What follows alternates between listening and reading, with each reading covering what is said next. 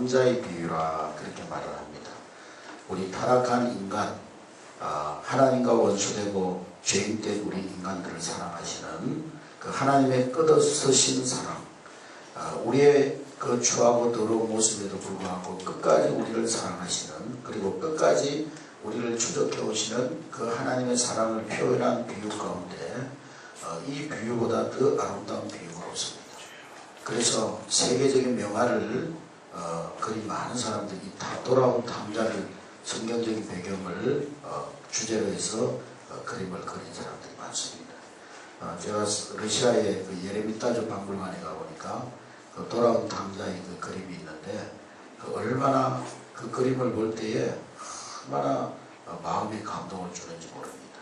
그래서 제가 러시아에 갔다 오면서 그 그림을 사가지고 홍남교 있을 때 제가 우리 장로님들 가정에 이렇게 하나씩 선물을 해드린 적이 있는데 세계적인 그런 명화를 그릴 때 주제가 되기도 합니다. 잃어버린 양의 비유, 또 잃어버린 드라크마의 비유, 그 비유에 나오는 양보다 드라크마보다 비교할 수 없을 만큼 귀한 것이 사랑하는 아들인 것입니다.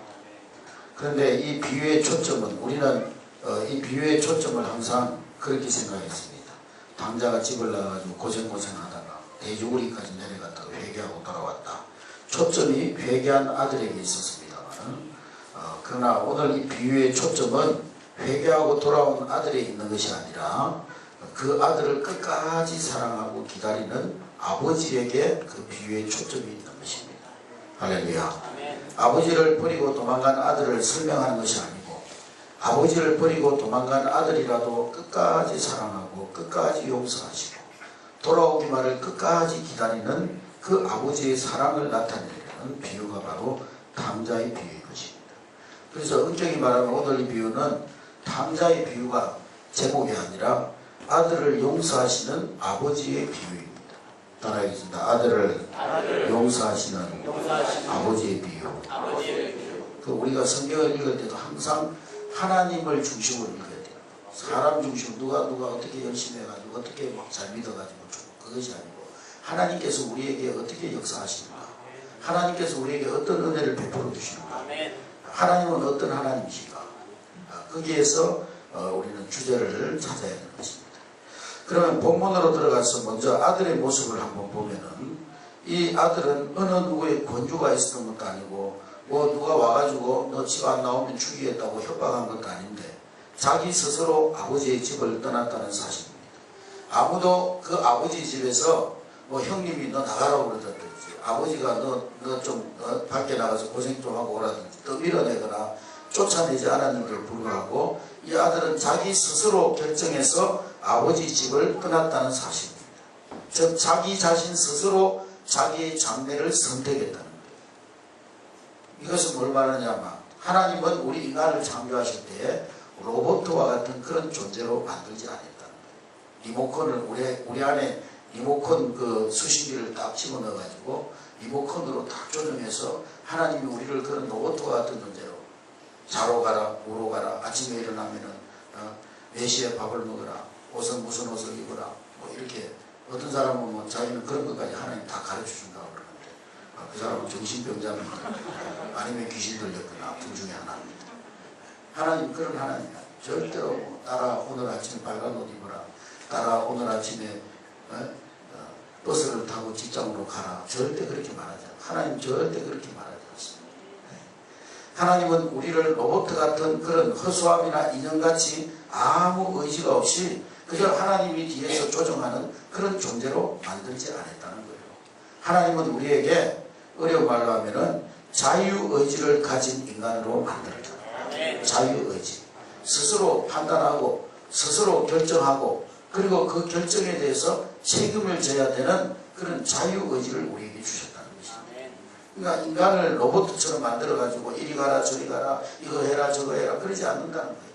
하나님은 인간에게 선택의 자유를 주셔서 선을 선택하면서 축복받고 살 수도 있고, 늘 불순종과 악을 선택하면서 하나님께로부터 매일 책망받고 회초리에 맞고 그렇게 살아갈 수도 있다.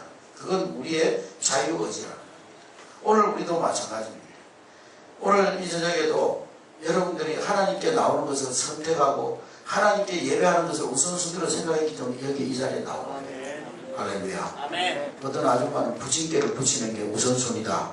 그래서 지금 부침개 붙이고 있는 아줌마도 있잖아요. 집에서. 네? 어떤 아저씨는 오늘 추석 전날인데 한 잔 빨아뿌리 뽀 해가지고 돌아가가지고 한 잔 두 잔 빨고 있는 사람도 있고, 네? 또 어떤 가족은 오래간만에 모였는데 4명 광팔고 고스톱 치면 딱 좋다 이래가지고 고스톱 치는 사람도 있고, 자기의 자유의지 선택에 의해서 결정해서 나옵니다. 오늘 여러분들이 하나님께 예배하는 것을 가장 우선순위에 두었기 때문에 오늘 여기 와서 예배하고 있는 것입니다. 그러니까 여러분들은 복된 선택을 하시는 거죠. 아멘. 그러니까 우리가 신앙을 선택해서 믿음의 길을 걸어갈 수도 있고 불신앙을 선택해서 죄의 길을 걸어갈 수도 있습니다. 그러나 이것은 동시에 하나님께서 우리에게 선택의 권한을 주시지만은, 그러나 우리 인간은 그런 선택에 대해서 책임져야 될 책임적인 존재라는 거예요. 내가 선택한 것에 대해서는 내가 책임져야 된다는 거예요. 선택의 결과가 좋으면 좋은 대로, 나쁘면 나쁜 대로 내가 선택한 것은 내가 책임을 져야 된다는 거죠. 하나님께서 우리에게 귀한 자유를 주셨지만은 그 자유 뒤에는 책임과 의무가 따라온다는 거예요. 두 번째로 이 아들은 자기에게 돌아올 분깃을 가지고 떠났다 그랬습니다. 분깃은 뭐냐면 다른 말로 하면 유산을 말합니다. 유산.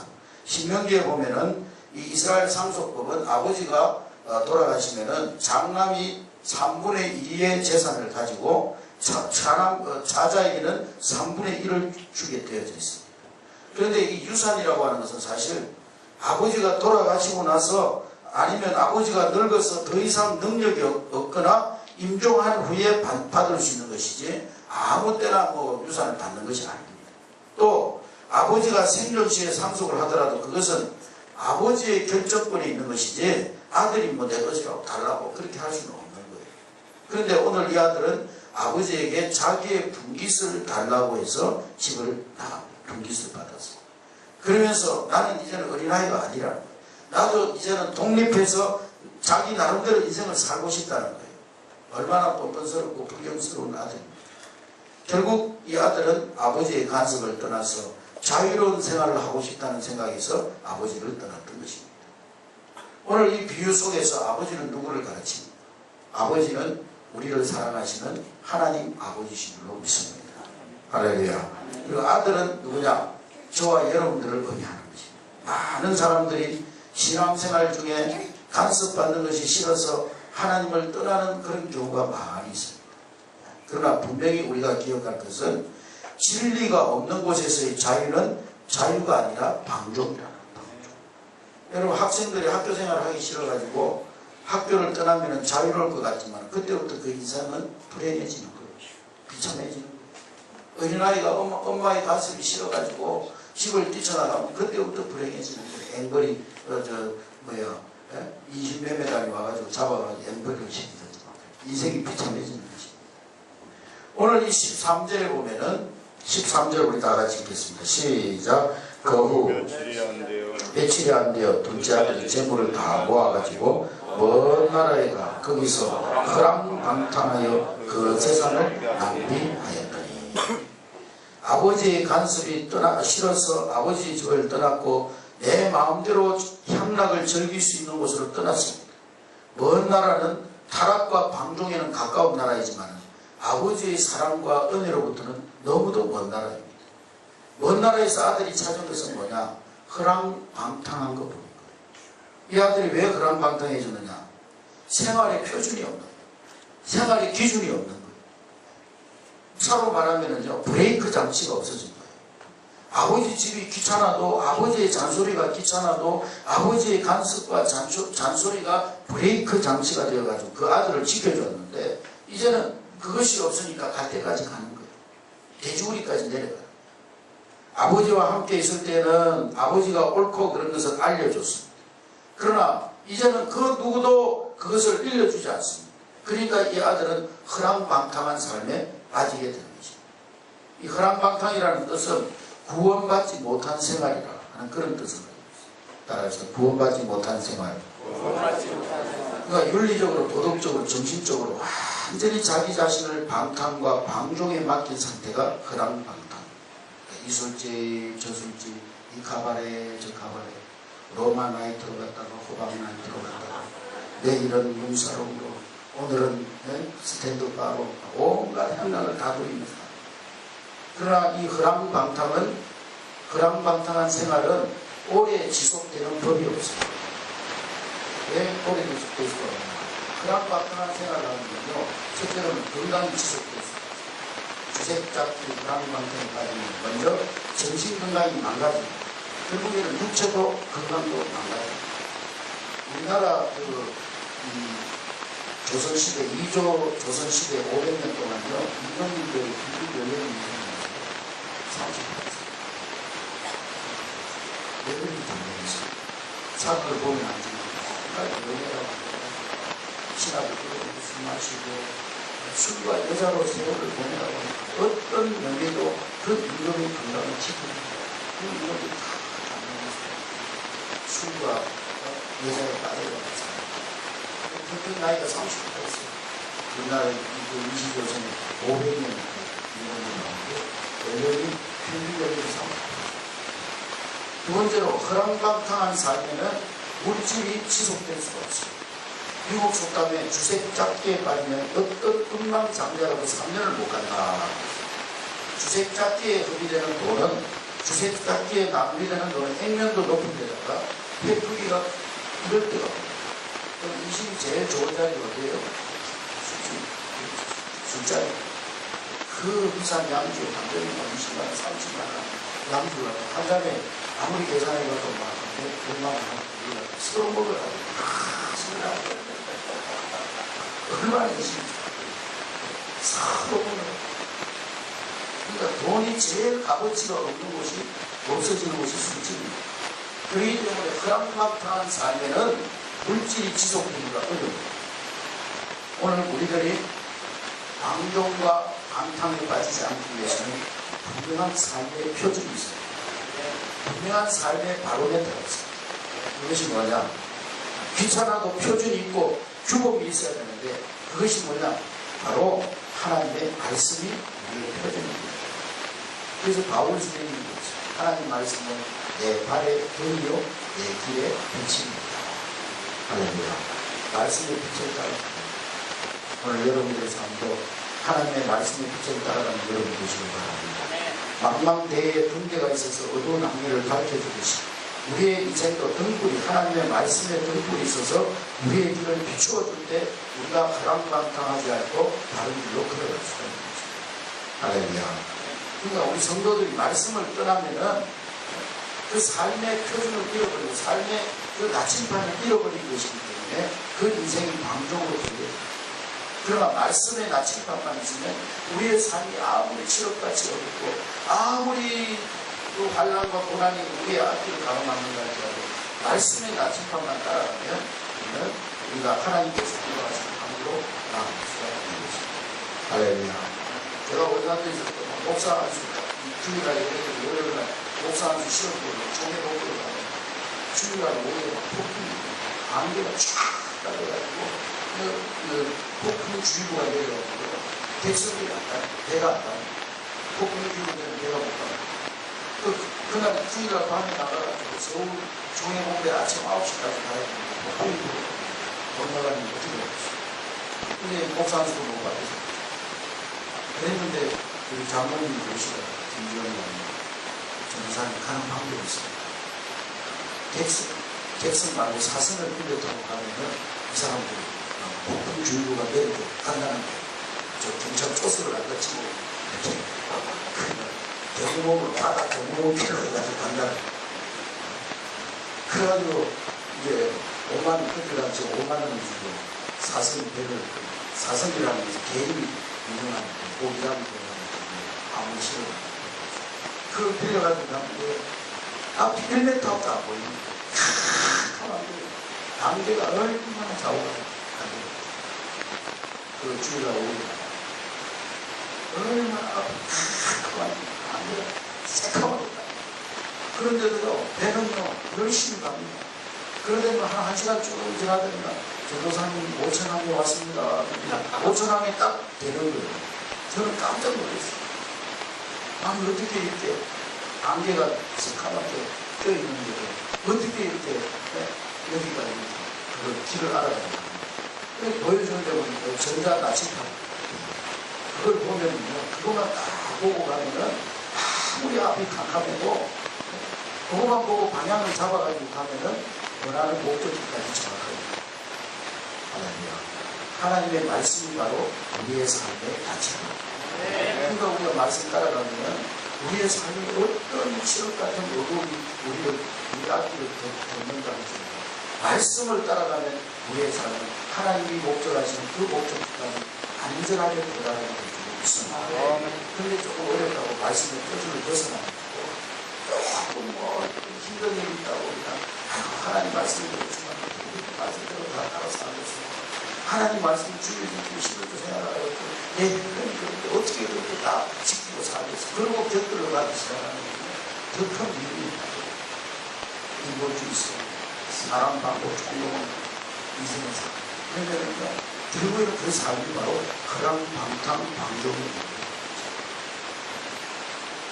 신문에 보니까 우리 기독교 신자들이요 해마다 좀 조금씩 줄어가고 있습니다. 그런데 천주교 신자들은요 조금씩 늘어나는 거예요. 왜 많은 사람들이 교회를 떠나요? 여러 가지 이유가 있겠지만 무엇보다도 가장 큰 이유는 뭐냐면 신앙생활하는 것이 힘들다는 거예요. 교회 생활하는 것이 힘들다는 거예요. 왜 그렇게 예수님이 힘드냐? 예수를 좀 제가 믿고 하고 싶은 걸 좀 해가면서 세상 재미 즐길 것 다 즐기가면서 가고픈 것도 하면서 틈나는 시간이 있으면 여유가 있으면 예수를 찾고 교회도 찾고 한날 주일 예배 밤예배 수요일에 금요일에 새벽기도 쳐야 되고 그 와중에 하나님께 양육을 제자하고 한날 교회를 만나야 되고 아이고 들들 볶아가지고 목사가 얼마나 들려요. 금요일날 전도하러 나와가지고 나오진 않지만 나오는데 얼마나 불편한지. 그런데 어떻게 신앙생활을 해요? 거기다가 예배 한 번 가지고 구역장 전화하지, 목사님 전화하지, 전도사님 전화하지, 성건사님 전화하지. 귀찮아. 또 뭐 교회에서 내라는 건 얼마나 이렇게 많은지. 겁니다. 시간 내라, 열심히 내라. 교회 땅 샀다고 한 번씩 긁어내라고 했어. 그래가지고 좀 간섭 안 하고 안 받고 내라는 소리 안 하는 것이 없냐? 좀 편안하게 좀 내버리고 오고 싶으면 오고 가고 싶으면 가고 싶으면 말고 좀 그럴 때가 없나? 찾아보니까 생각이 천주교로 가보니까 술 마실 거 다 마시고 제사 지낼 거 다 지내고 침을 좀 내라는 말도 안 하고 가고 싶으면 가고 쉬고 싶으면 쉬고 너무 편하더라고요. 누구하고 친구는 시방하고 친구는 자유롭게 열심히 감동하고 그래서 쉽게 믿고 싶은 사람들 다 천주교로 다 생각하고 그러나 신앙이라고 하는 것은 생명이냐 죽음이냐를 앞에 놓은 일생일대 영적 전투입니다. 우리가 신앙생활을 하면서 소풍 가듯이 그렇게 해서 하고 싶으면 하고 기쁨이 가듯이 그렇게 해서 물론 우리가 신앙생활 기쁘고 즐겁게 망가짐은 영적 전투에 임하는 그런 자세로 신앙생활은 죽느냐 사느냐 일생일대의 생명을 담보로 한 영적 싸움. 여러분 생명 가지고 장난치는 사람이 있어요. 생명을 가볍게 해주고 생명이 죽거든요. 또 생명에 관한 문제는 있어요. 정말 신중하게 판단하고 신중하게. 그러니까 신앙생활은 사느냐 죽느냐는 생명을 담보로 하는 영적 싸움. 지면은 지옥이고 이기면 천국이고. 그러므로 강 훈련이 없이는 이길 수 없는 것이 신앙생활. 그저 아니라도 오고 싶으면 오고 가고 싶으면 가고 싶으면 하고 가고 싶으면 하고 싫으면 하고 그래서는 생명을 고를 수 없다. 우리들이 훈련하고 훈련을 포기하면 그 훈련은 절대로 싸움이 있어 생명이 없어. 세계적인 운동선수 한결같이 뼈를 꺾는 그런 훈련을 통해서 정말 풀목 그 속에 있다는 게 세워야 돼. 면에서 정말 잘 다듬어진 그런 선수다. 언젠가 중국의 마군단이라는 육상 선수도 훈련받는 거 정말 뼈를 깎는 훈련을 먹는 거 자는 거 취미생활까지 절제 하면서 훈련합니다. 그러니까 아시안 게임에서 금메달 다 휩쓸어버렸죠. 쉽게 번거는 쉽게 나가고 쉽게 얻어지고 쉽게 무너지고 쉽게 믿는 예수 쉽게 배신하게 그리고 어려워도 이 믿음을 지키는 것만이 생명으로 힘들고 어려워 신앙생활을 내가 하나님한테 말씀드리고 사는 때로는 내 생활에 제약이 있고 때로는 나에게 희생을 요구한다 할지라도 그것이 생명을 얻고 이 생과 내 생의 삶에 축복이 부담된다는 것을 믿고 끝까지 믿으면서 생명 저와 여러분들의 삶을 그럼 이제 아버지를 떠난 이 아들에게 남은 것이 뭐냐? 그 나라에 오늘 말씀입니다. 그 아들이 그랑방탕한 그 나라에 크게 흉년이 되었다. 아버지 떠나면 크게 흉년이 되었다. 자기 딸이 집과 아버지를 떠난 아들을 여러 것을 보여 가난과 내 생활 힘들다고 신앙생활 힘들다고 내가 조금 강하고 보상 힘들만 씹었습니다. 이런 식으로 찾아보면서 신앙생활 열심히 하다가 축복받아가지고 사업이 번창하고 갈 때는 많고 오라는 사람 만나는 사람은 바쁘다는 이유로 예배를 주고 하나님의 교회의 성도님들을 소홀하는 그런 가난할 때는 하나님 의지하고 기도하고 신앙으로 살아야 된다. 하나님 축복해 주셔서 부자 되고 지위가 올라가고 바빠집니다. 하나님도 교회도 던지고 삽니다. 근데 어느 날 그냥 그러다 과거로 썰어가지고 병원에 죽을 지경이 되면 하나님 이제야 내가 무엇이 우선이고 무엇이 나중인지 알았어. 여러분 물질적인 풍요 때문에 영적인 풍요를 잃어버리고 더 불행하고 조금 물질적 빈곤 속에서라도 하나님의 영적인 부여를 저와 여러분들 프랑스의 철학자 파스칼이라고 하는 사람은 39년의 짧은 인생을 살면서 39년 동안 아프지 않은 날이 있는 것 같아요. 37년 동안 계속 아파가지고 병원에 약을 그런 단 2년 동안만 건강한 사람. 이 파스칼은 항상 복통, 그것으로 고생했어요. 그런데 이 파스칼의 전기를 보면 그런 가운데서도 그는 오직 그 고통 가운데서 하나님을 찾고 오직 하나님을 신뢰하는 그런 삶을 살아요. 그래서 파스칼이 쓴 자서전을 보면 내가 찾고 구하는 것은 다름이 아닌 하나님 당신이시다. 주여 나의 마음을 열어주셔서 악덕이 점령했던 이 반역의 장소로 들어오셔서 육체의 병이 영혼의 양약이 되게 하옵소서. 그렇게 기도해요. 그래서 이 파스칼이 37년 동안이나 병상에 누워있으면서도 하나님이 영감을 주시는 대로 글을 쓰고 많은 작품을 기록해요. 그는 5년 동안에 924편의 글을 쓰는데 그 글을 한 개 모아가지고 모은 것이 모아서 채워낸 것이 세계적으로 유명한 파스칼의 뭐예요? 황제가 들어보셨죠? 황제 제일 나는 게 파스칼이 쓴 책은 항상 반드시 큰 집을 소유하고 높은 지에 앉고 명예를 가졌다고 부자가 아니고 절망 속에서도 삶의 고난 속에서도 삶의 공간 속에서도 하나님을 바라고 하나님 안에서 힘을 얻고 위로와 소망을 찾는 사람이 진정 영적 분입니다. 이 생에 깊은 터널을 지날 때에도 나와 함께 하시는 하나님, 그 하나님 손 놓지 않고 끝까지 하나님의 도우심을 바라며 위로를 바라며 소망을 바라며 나아가는 사람. 그런 사람이 터널 끝에 있는 광명을 보여요. 오니까 오르방명을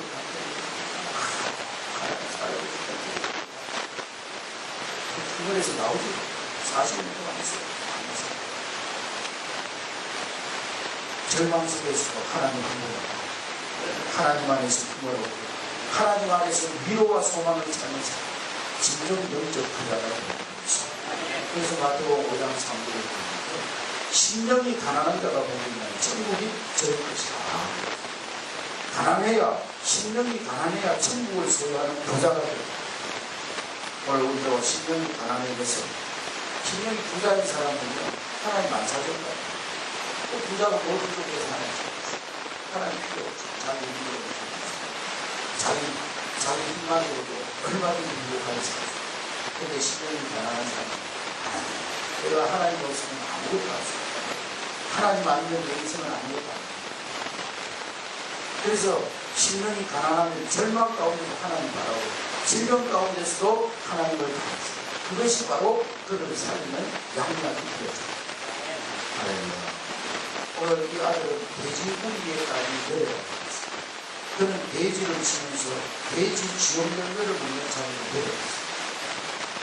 하나님을 떠나는 감탄한 삶을 대주하고 있습니다. 하나님 떠나면 그 삶이 무치우치고 부러워집니다. 하나님 떠나면 그 삶이 무제스러워집니다. 하나님 떠나면 이기심과 욕심에 노예가 됩니다. 오늘 저녁에 우리들의 신앙의 모습을 한번 말씀에 비추어보는 여러분 모습을 보여주는 오늘 이 아들처럼 하나님 말씀을 신하고 귀찮고 신앙생활을 보고라는 부담스러운 변명을 기대를 드렸습니다. 그래서 언젠가는 하나님 말씀을 있는 자유로운 삶을 살아가고 그러면서 발당하고 있지 않습니다. 꼭 또 세상과 교회를 오가면서 결단하지 못하고 한 발은 세상에 한 발은 교회에 오락가락하는 그런 삶을 살고 있지 않습니다. 아버지를 떠난 것은 곧 흉년과 돼지 같은 삶이 기다림을 명심하면서 항상 하나님 안에서 만족을 누리는 저와 여러분 될 수 있기를 주의 이름으로 축원합니다. 그럼 아버지의 모습은 어떤 모습이냐?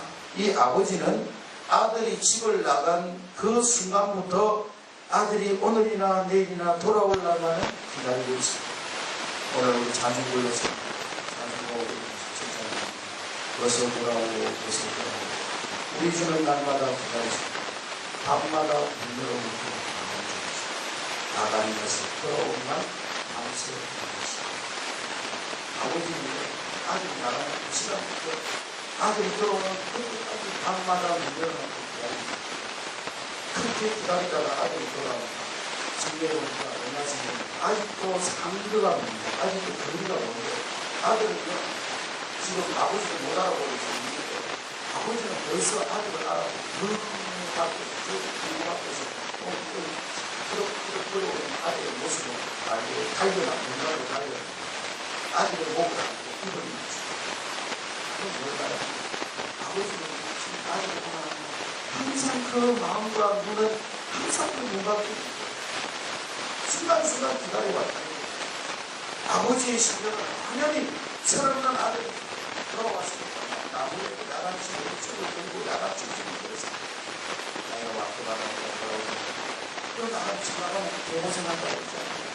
야간마다 돼지기 때문에 심을 들고 이렇게 야간칠 수 있어서 그랬을 때 그러나 성경에 보면 아버지가 그런 말 하는 게 한마디도 없어요.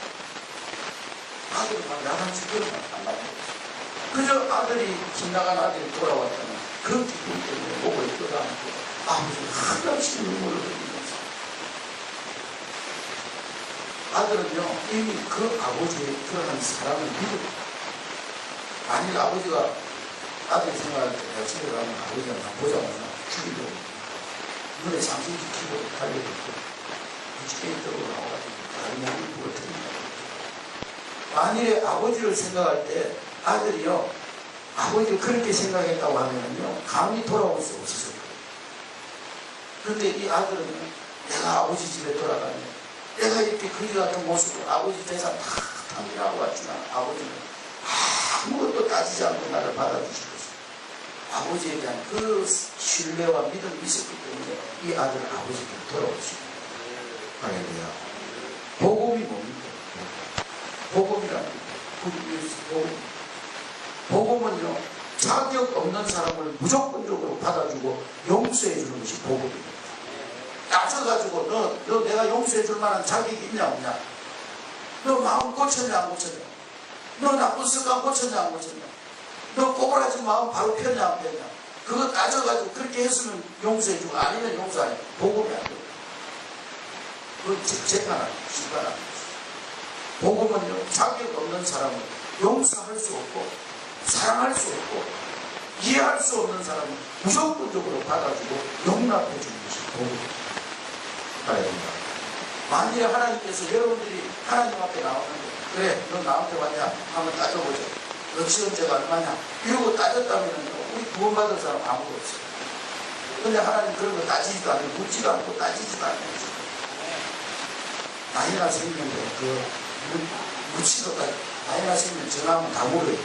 안 따진다고 그래요. 하나님은 묻지도 따지지도 않는 거죠. 그저 우리 있는 모습을 오늘 우리 사회선교에서 찬양하는 내 모습이 주 받으옵소서, 날 위해 돌아가신 주 날 받으옵소서. 할렐루야. 날 받으옵소서가 이미 나를 받아주셨어. 내 모습, 나의 그런 모습, 돼지 똥냄새 나고 신발도 하지만 그 모습 그대로 우리 하나님이 받아주십니다. 할렐루야. 할렐루야. 그래서 복음은 기쁜 소식. 언젠가 제가 어디 간다고 버스를 탔는데요, 어떤 아저씨가 올라오더니만 카메라를 공짜로 나눠줍니다. 그러면 왜 문제냐, 야 너 오늘 버스를 타기를 잘 타보라. 그러니 막 그걸 번호표를 하나씩 다 나눠주더라고요. 그걸 내가 딱 잡고 있었죠. 번호 부르는 사람 손들을, 근데 제 번호를 부르더라고요. 한 10명 나눠주면 한 5명 번호 손을 번쩍 떨어요. 그래서 카메라 공짜로 준다고 카메라를 갖고 하나 딱 주더니만, 근데 세금은 손님이 내셔야 됩니다. 그럼 세금이 얼마나 카메라 값입니다. 공짜로 준다고 해놓고 그걸 딱 주더니만 세금, 재세 공과금은 본인이 부담하셔야 됩니다. 그래서 얘기하는 거 보니까 카메라 값이에요. 세상에는 공짜가 없습니다. 어떤 이걸 얘기해요. 신하들한테요, 세상에서 읽을 만한 책들을 하고 배워가지고 신하들 수레, 몇 수레 시고 그 이분이 야 이거 언제 다 했냐, 이걸 좀 줄여가지고 한 수레로 줄여보라. 그냥 신하들 줄여가지고 한 수레로 줄여. 그런데 또 이놈이 그걸 한 수레도 많다. 언제 다 했냐, 한 번으로 줄여봐. 그래도 한 번으로 줄여봤더니 이놈이 또 한 번으로 시험을 야, 이 한 번도 언제 다 했냐, 한 페이지로 줄여봐. 한 페이지로 줄여봐. 그러니까 이놈이 야 교양의 줄이기가 한 줄로 줄여봐라 한마디로. 그러더니만 신하가 줄여가지고 뭐라고 줄여, 세상에는 공짜가 없다.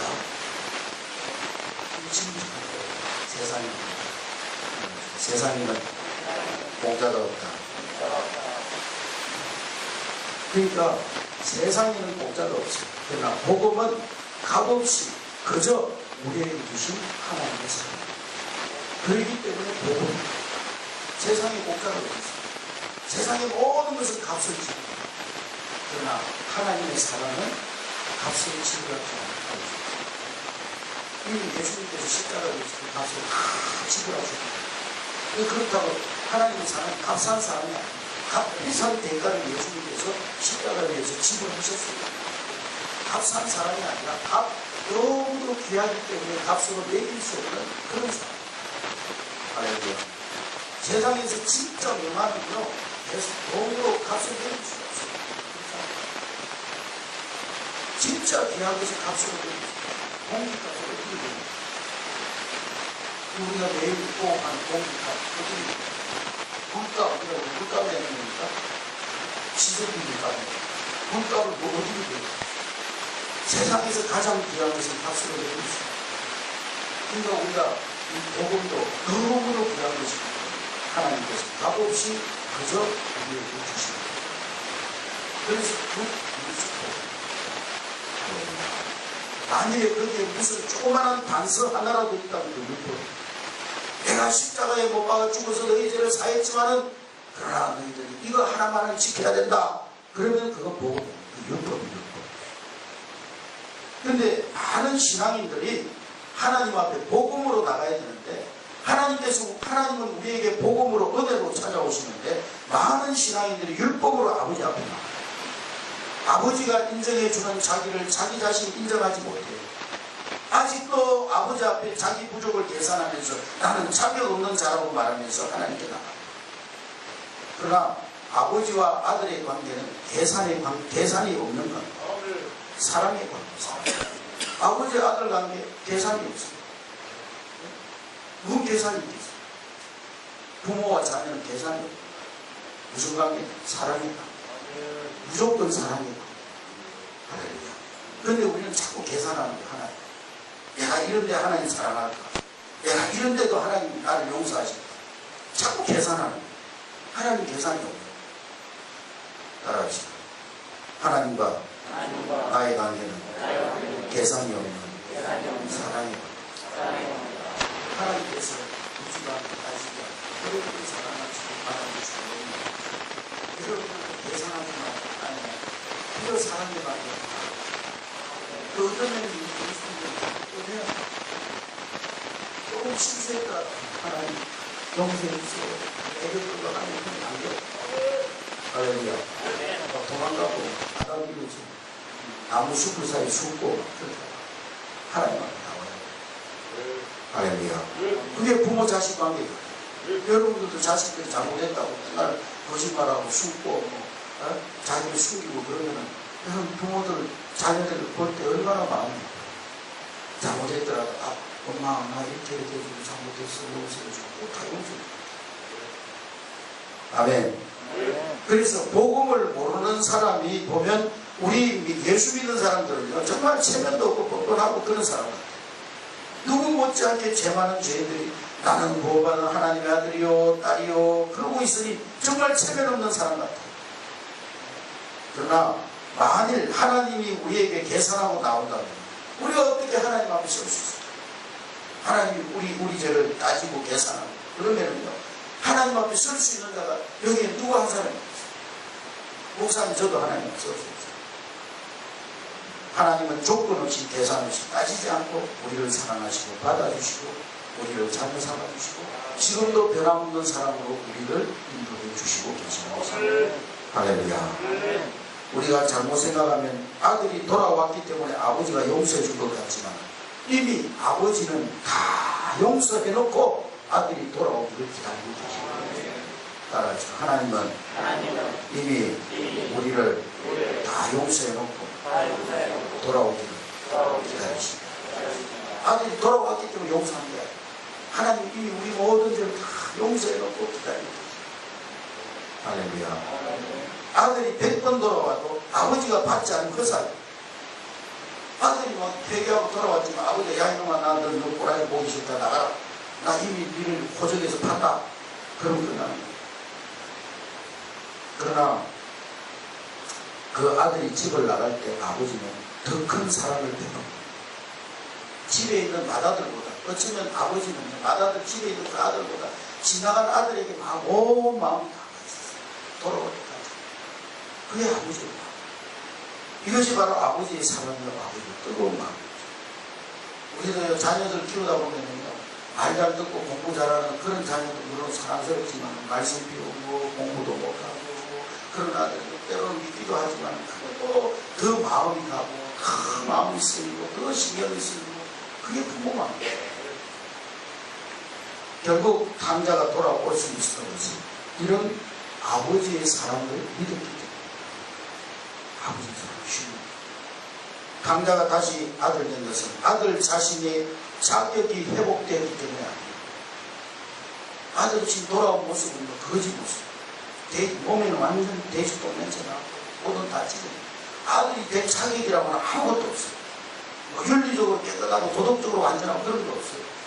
그저 아버지의 사랑을 믿고 돌아왔기 때문에 그 믿음 하나로 아버지의 아들이 돼요. 아버지의 아들의 관계가 있고 아들에게는 전혀 자격이 없었지만 이 아들 속에 있는 믿음으로 말미암아 다시 아버지와 아들의 관계가 회복되어진 것입니다. 할렐루야.